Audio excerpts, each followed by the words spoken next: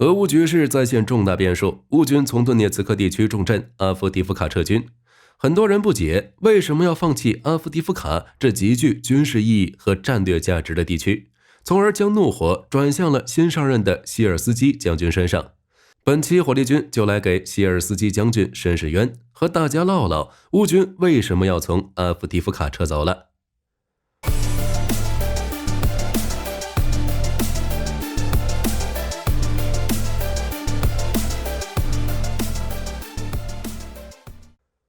乌军从阿夫迪夫卡撤军的原因分为主要原因和次要原因。2024年2月8日，希尔斯基走马上任，接替扎卢日内，开始担任乌克兰武装部队总司令。其在接受采访时，曾表述了自己的执教风格，也就是乌军在今后战争中的行动准则。首先，他强调了乌军接下来会通过防御作战，尽最大可能杀伤俄军。其次，他认为士兵生命高于一切，宁愿从阵地退走，也绝不像俄军那般采取人海战术，以牺牲生命来换取短暂的优势。这也是俄军士兵损失是乌军7到8倍的原因之一。最后就是乌克兰必须在恢复边界后才会结束战争，在此之前是不考虑其他选择的。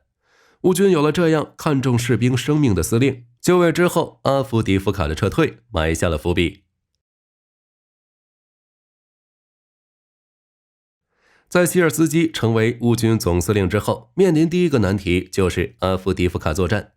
我们知道，阿夫迪夫卡打得最激烈的这5个半月里，俄军损失超过3万人，以及1000辆坦克、装甲车，而这仅仅只是为了在3月17日俄罗斯大选中获得优势。这里已经变得和巴赫穆特一样，政治象征早已大于军事意义。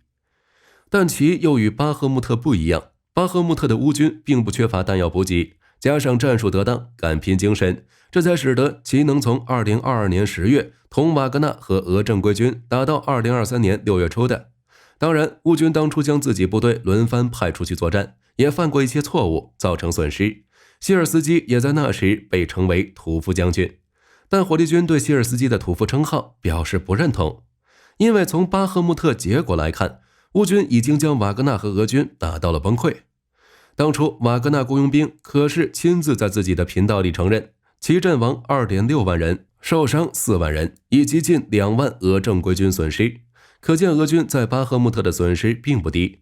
从后续事态发展看，火力军觉得就是希尔斯基将军将普里戈金打得崩溃，打得他向莫斯科起兵，最后死于空难，让瓦格纳这支俄最强战斗部队被瓦解消灭，避免了巴赫穆特被突破后俄军占领更多乌克兰领土。所以那些说希尔斯基在巴赫穆特战斗中失败，强加屠夫称号的，恐怕都是不懂形势和战线的。而在阿夫迪夫卡，乌军面临的最大问题不是不能打，而是缺乏弹药。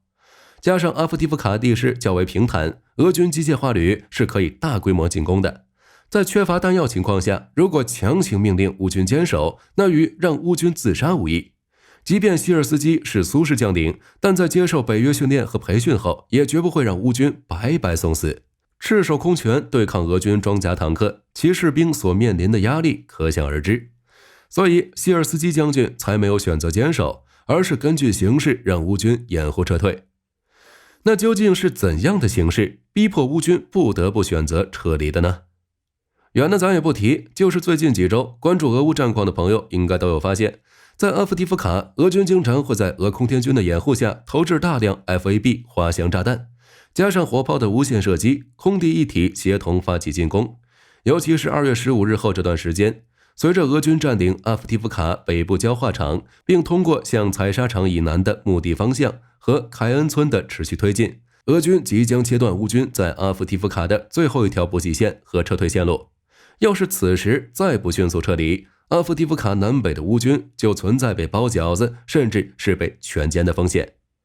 为了解此困局，乌军精锐第3突击旅奔赴阿夫迪夫卡，从110旅手里接过战斗重任，让其各营开始突袭俄军控制的城区进行解围。但此过程却遭遇到了俄军7个旅15000名俄军士兵的围堵。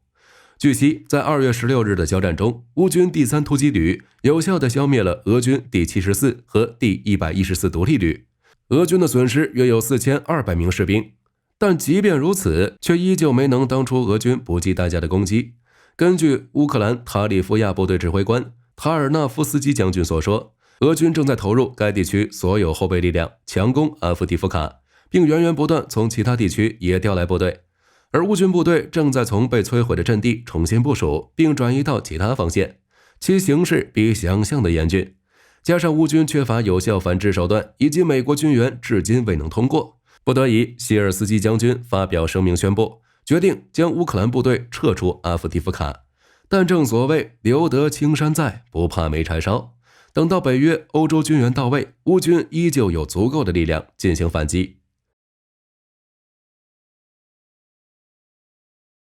在乌军从阿夫迪夫卡撤退之前，俄军对乌克兰塞利多沃训练场进行了袭击，造成支援阿夫迪夫卡的1500名乌军损失惨重。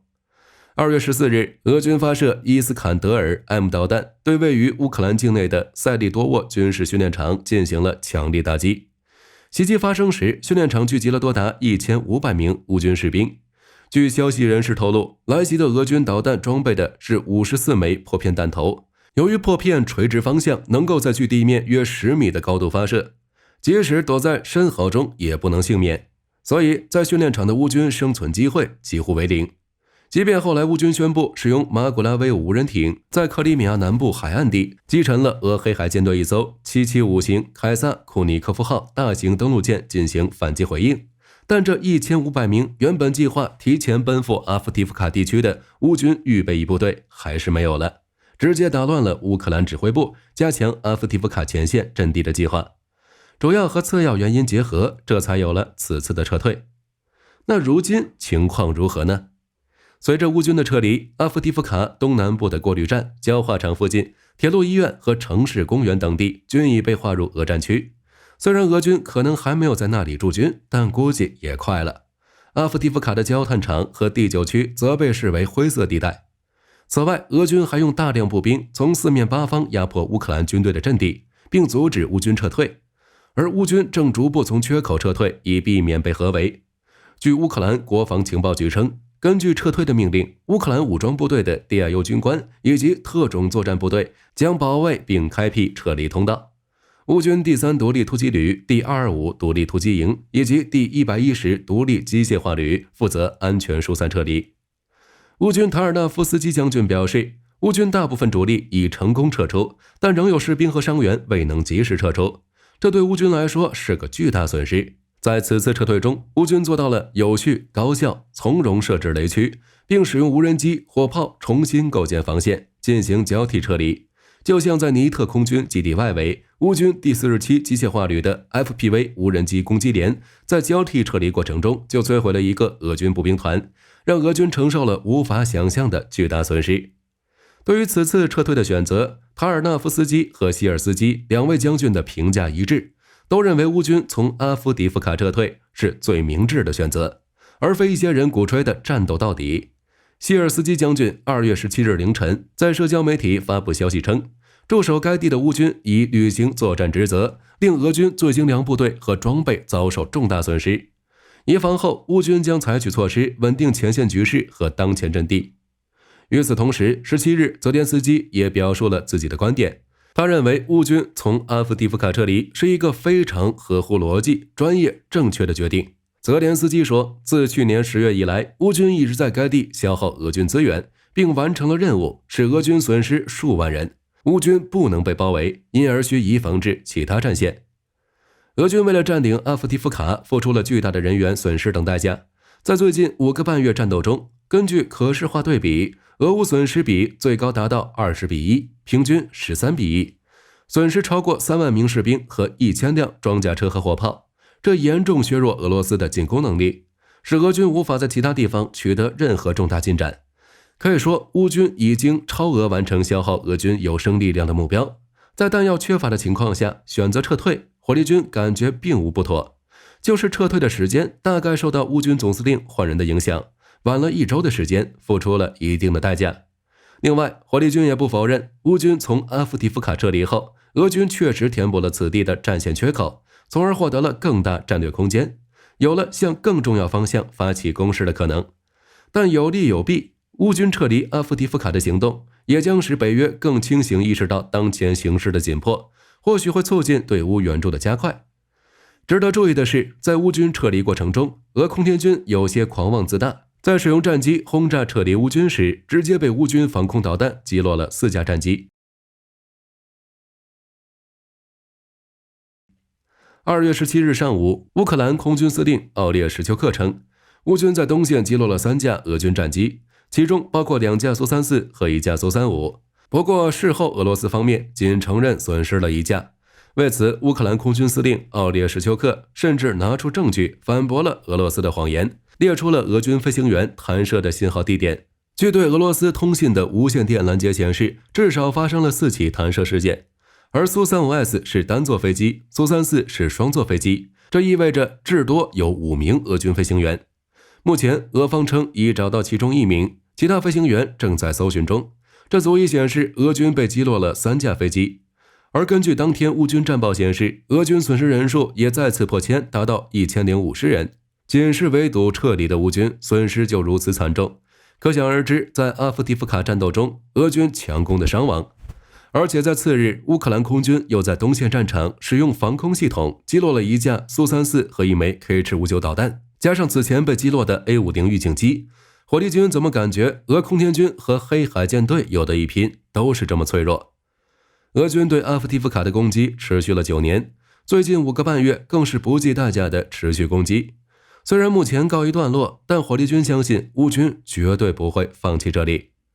而除了重镇阿夫迪夫卡，俄军在赫尔松、巴赫穆特、扎波罗热、库皮扬斯克、克雷明纳、莱曼等地区均发起了数轮进攻，不过全被乌军打退。目前双方在其中一些区域展开了拉锯战，战线十分焦灼。如克里米亚方向，2月15到17日，乌军部队使用 FPV 无人机和炮兵联手，消灭了俄军一个包含7辆坦克和1辆 TOS-EA， 共计10多辆武装车辆的俄军纵队。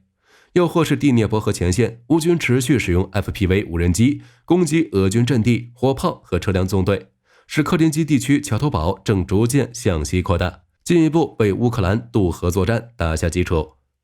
最后的援助方面，泽连斯基16日先后到访德国、法国，分别同德国总理舒尔茨、法国总统马克龙签署了长期安全承诺协议、安全合作协议，均宣布向乌克兰提供一揽子援助计划。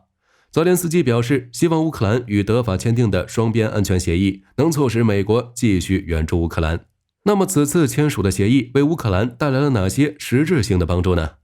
在最新一批援助中，德国将对乌克兰提供12亿美元的新大规模国防援助，其中包括3990枚155毫米炮弹、18辆装甲运兵车、3辆威森特派雷坦克、1辆 DA-CHS 工程车、9辆扫雷迪、4辆边防车，以及数量不等的 Victor、RQ-35、Primoco-1 等无人机。法国则注重为乌克兰提供一揽子防御技术，其中包括炮弹和凯撒榴弹炮，以及强化防空系统。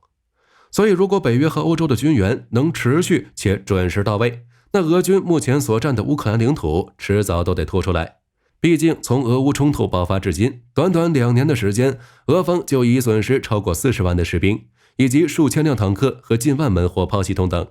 若是按照乌方公布的数据打下去，俄军绝对无法坚持，甚至兵临莫斯科也不是问题。但一切的前提是乌军要有足够且先进的武器装备。好了，关于乌军撤离阿夫迪夫卡和希尔斯基将军的战术，大家是什么看法？都欢迎在评论区留言。我是火力军，下期再见。